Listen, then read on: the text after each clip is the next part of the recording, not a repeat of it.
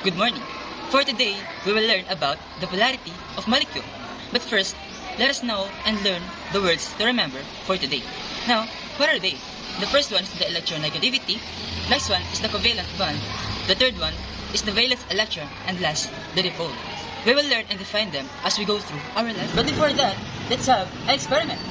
These are the materials that we are going to use. These are the water, the oil, and the vinegar.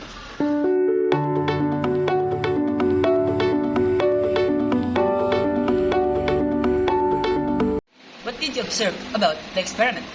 Well, oil and vinegar doesn't mix. The same with the oil and water. But the water and vinegar becomes one mixture. Why does it happen? Oil and water have different polarities, while water and vinegar have the same polarities, so that they tend to mix. Now, let's discuss our lesson. And our lesson is the polarity of molecule.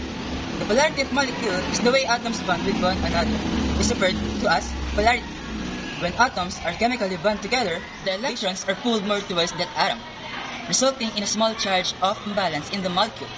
The polarity of a bond is determined by a periodic concept called electronegativity. The electronegativity is an expression of an atom's tendency to attract electrons in a chemical bond. There are two factors that determine the polarity of the molecules. These are the bond's polarity between atoms, which can be studied based on electronegativity, and the geometrical shape based on the VSEPR theory. What are the polar and the nonpolar bonds? There are two types of covalent bonds. The first one is the nonpolar covalent bonds, or the equal share of electrons. The second one is the polar covalent bond, or what we call the unequal share of electrons. Also know the classification of bonds. You can determine the type of bond between the two atoms by calculating the difference in electronegativity. Well, if the electronegativity difference is greater than 1.7, well, the type of bond is what we call the ionic. On the other hand, if it's equal to 0.5 to 1.6, it is what we call the polar covalent bond. Well, lastly, if it's less than 0.4, this is what we call the nonpolar covalent bond. Here are the things to remember. 1. If bond is polar, then the molecule can either be polar or nonpolar molecule. Number 2.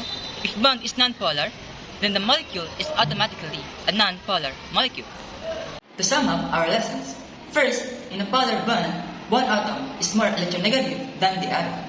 The second, in a nonpolar bond, both atoms have a similar electronegativity. Third, an asymmetric molecule with polar is a polar molecule.